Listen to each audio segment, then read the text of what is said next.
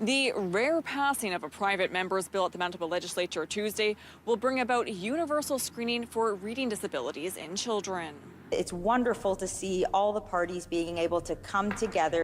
The lone Liberal MLA, Cindy Lamoureux, tabled the bill earlier this year, citing a literacy crisis and stats that showed only about 40% of Manitoba children were reading at grade level.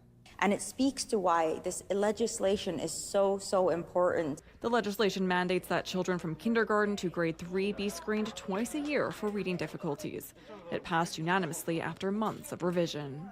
Unfortunately, children can slip through the cracks right now, and what's often referred to as a wait to fail model, where we're waiting and hoping that they grow out of their reading difficulties. That happened with both of my children, and unfortunately they haven't grown out of their reading difficulties. They're both seeing privately paid tutors. She believes her children would have better outcomes if this legislation was in place earlier. They would have been flagged almost as soon as they walked into school, and we would have been able to provide them the support they needed. Part of the bill mandates that further assessment and specialized resources be given to those identified by the tests.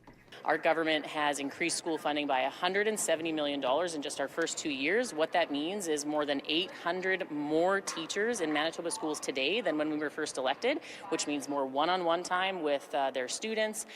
We also know that some kids struggle with reading because they're coming to school on an empty stomach. That's something the sector was telling us for decades, which is why our government has introduced a $30 million annual school nutrition program to make sure that no student has to learn on an empty stomach. So there are many ways to meet the varying needs of our students. The Manitoba Teachers Society did not respond to requests for comment. Schmidt says pilots are now underway, but it will be implemented fully across the province next fall.